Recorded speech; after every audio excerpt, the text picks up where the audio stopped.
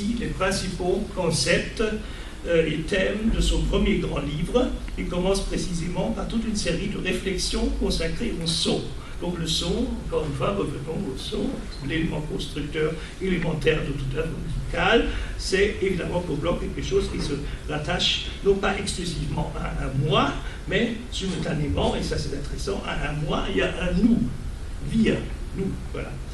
Et le son, affirme Bloch, exprime aussi ce qui est encore muet dans l'homme lui-même. Il évoque à ce propos une source mystérieuse qui, je cite, jaillit et bouillonne du désir que l'on a d'être soi-même, désir inquiet qui, ici, s'écoute, aspiration qui prend forme, agitation en soi qui se fait sonore, en tant que mélodie qui s'étire solitaire ou s'entrelace avec d'autres, mais figure toujours des traits humains visibles. C'est donc un bonheur d'aveugle qui s'ébauche ici en deçà de tout, comme au-delà des choses telles qu'elles existent.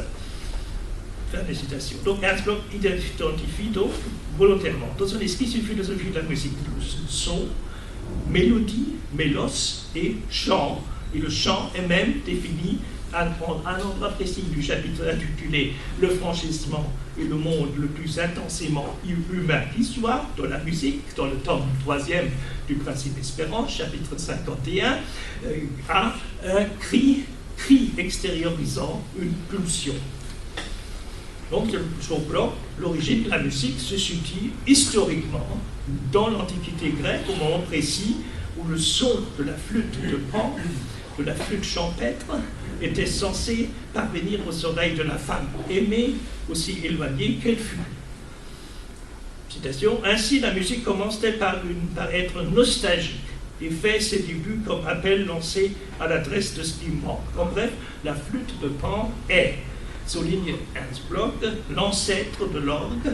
Elle est le berceau de la musique, comprise comme expression de l'humain, comme rêve, souhait sonore. Or, pour justifier cette théorie de l'origine de la musique, Bloch s'appuie non pas sur les travaux de sociologues ou de musicologues de son époque, mais, paradoxalement, sur une fable racontée par Ovide dans les Métamorphoses, selon laquelle la flûte naquit en Arcadie, au moment précis où Pan s'amusait à courir après les nymphes et se mit à poursuivre Syrinx. En coupant un roseau en plusieurs morceaux, Pan aurait tenté d'imiter les sons du vent qui soufflait, et ainsi seraient nés les débuts modestes et riches de suite de l'expression humaine qu'est la musique. Voilà cette théorie. Donc, ainsi, donc, toujours selon Ernst Bloch, donc, ce qui se situe de l'autre côté de la frontière est saisi dans une plainte, regagné dans une consolation. La nymphe disparue survit sous forme de son. En lui, elle se pare, s'apprête, fait retenir son absence. Évidemment, avec ces théories aussi originelles que controversées des origines de la musique, Ernst Bloch ignore donc toutes les théories musicologiques, sociologiques, matérialistes de l'époque, et s'efforçait d'expliquer l'origine de la musique, par exemple, surtout par le chant collectif, par le travail sur le chant, donc par un rapport originaire au travail, engendrant le rythme des premiers chants, ou bien par la nécessité éprouvée par l'homme religieux d'accompagner le culte des dieux ou de Dieu par des récitations exprimées dans le langage musical, espèce de Sprechgesang, n'est-ce pas? Mais il reste, malgré tout, toujours assez réceptif à l'égard des réflexions concernant la musique et son essence consacrée par Hegel dans son esthétique à la musique et ses contenus de vérité. Donc, par exemple, dans le chapitre important du tome 3e du Principe Espérance, Ernst Bloch déploie donc non seulement une théorie assez subjectiviste, romantique, expressionniste et même partiellement mystique de la musique, qui n'est pas dépourvue de certaines ressemblances avec l'esthétique du jeune Lukács, notamment du Lukács des armes et des formes, mais il y esquisse aussi, en ce qui concerne par exemple le problème du son, simultanément avec la théorie du son, du moi, ich, ton, donc il esquisse aussi une théorie du manque, une théorie du désir, une théorie de la transcendance qui excelle par son originalité, je pense. Citation, page 176 du 33e du Principe d'Espérance. Quelque chose manque, dit-il, Voilà. Et c'est ce manque que le son, tout au moins, exprime clairement. Il a lui-même quelque chose d'obscur et d'inassouvi. Il flotte et s'étire. Il ne s'arrête pas à un lieu fixe comme le fait la couleur. Pourtant, si le son ne se laisse pas définir dans l'espace, il se laisse d'autant plus nettement situé dans le temps, dans la mesure, dans le chant qui suit une certaine direction.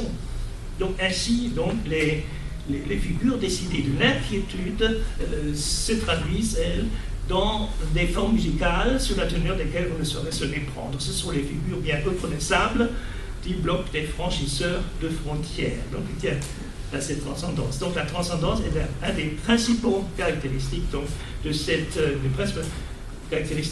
philosophie spécifique à bien des égards teintée encore d'un néo-romantisme utopique de la musique. Or, en ce qui concerne le désir, par exemple, je l'ai déjà souligné une fois dans une autre conférence, évidemment, c'est que, évidemment, Bloch va même jusqu'à évoquer, par exemple, chez Hector Berlioz, la présence d'un désir érotique incoercissible, puisque, je cite, les figures des grands franchisseurs de frontières, dit Bloch, ont tout en elles un ferment d'une intensité particulièrement utopique.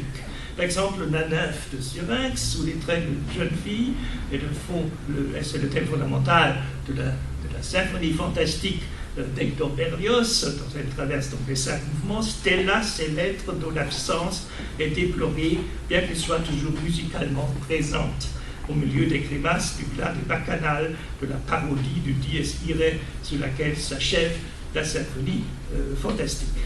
Bien sûr, on peut aussi spéculer sur l'influence que la philosophie de Schelling ait pu exercer non seulement sur la philosophie blockienne de la nature, c'est une évidence, qui porte la marque, incontestablement. Habermas n'a-t-il pas appelé Ernst Bloch un Schelling marxiste, mais aussi sur son esthétique et, à ce propos, les références directes ou indirectes de Bloch à la philosophie schellingienne de l'art, fondée donc dans l'absolu, à savoir dans Dieu, sont, me semble-t-il, assez explicites.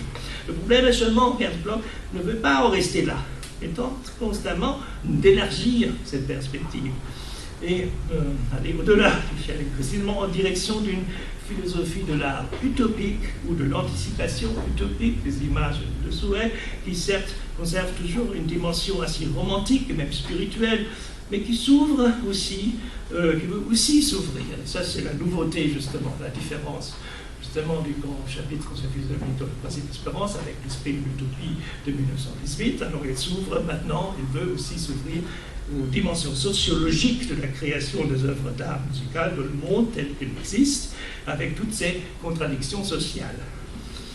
Donc, évidemment,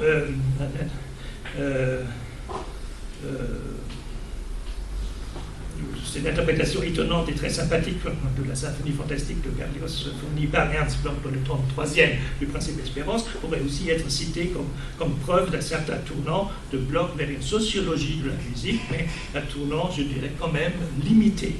Mais ce tournant se manifeste précisément là, où Bloch évoque dans le sous-chapitre intitulé « L'expression humaine indissociable de la musique », les tendances sociales qui sont elles-mêmes reflétées et exprimées dans le matériau sonore, par exemple, précisément dans cette composition de Berlioz, bien plus aussi que la force expressive purement romantique.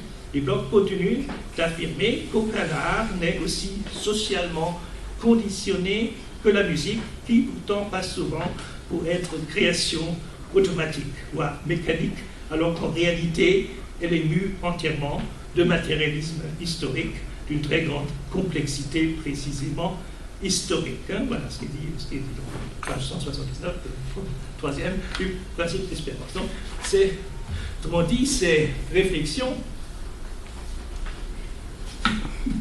reflètent incontestablement donc l'intérêt de Ernst Bloch pour les recherches en sociologie de la musique d'Adorno, qu'il avait rencontré la première fois en 1920 à Berlin par la médiation de Walter Benjamin, et avec lequel il avait lié une amitié qui, hélas, a pris fin dans des conditions assez dramatiques pendant l'exil aux États-Unis en 1942.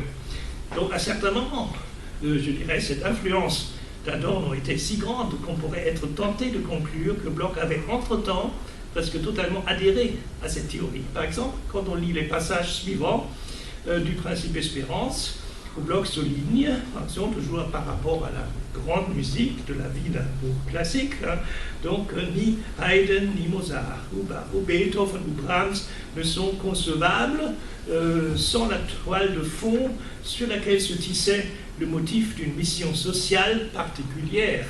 Mission qui se traduit à des niveaux multiples, que ce soit dans le mode d'exécution, dans la structure tonale avec sa composition, ou dans l'expression, l'énoncé du contenu. C'est la montée de l'impérialisme en Angleterre que reflètent dans leur glorieuse superbe les oratorios de Handel, où éclatent les premiers accents de fierté d'un peuple délu. Un Brahms est impensable sans la société bourgeoise et ses concerts. Pensez par exemple à la grande ouverture académique exécutée à l'université de Breslau, aujourd'hui Wrocław, en présence des corporations estudiantines nationalistes.